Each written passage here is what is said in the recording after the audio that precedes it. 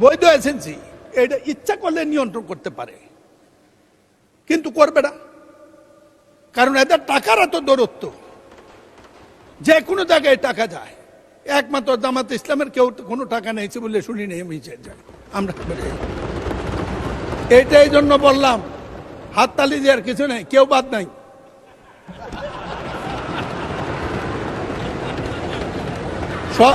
সব দূর সালাউদ্দিনকে দেবেন। মোহধারী দেখলে দুলাভাই মনে করার কোনো কারণ নাই।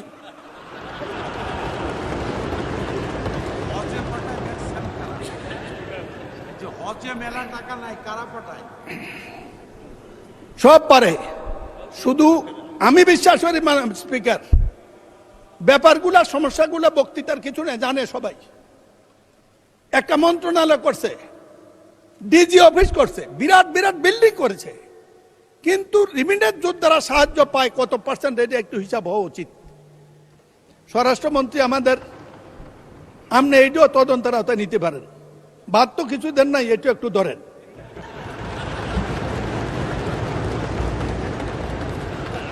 বৈধ রিক্রুটিং এজেন্সি এবং সম্মানিত লোক, ক্রিমিনাল যার ইতিহাস নাই তাকে বৈধ লাইসেন্স দেওয়া হবে না, যে ইচ্ছে সে হোক। মাননীয় স্পিকার, দালাল চক্রের কঠোর দমন, স্বরাষ্ট্রমন্ত্রী দমন যেখানে আপনি সেখানে।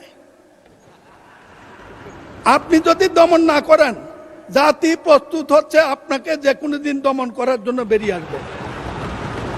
মাননীয় স্পিকার, আমি যেদিন দাঁড়াই সেদিনে আপনি চেয়ারে থাকেন। আমার একটু সীমাবদ্ধতা আছে, আপনার সাথে বিতর্ক করতে পারি না। আমি বলছিলাম সময় যখন দেবেন, ইচ্ছা করে কিছু কথা বলার জন্য দিয়ে, যাই হোক 6 মিনিটে যথেষ্ট দিয়েছেন, আপনাকে ধন্যবাদ।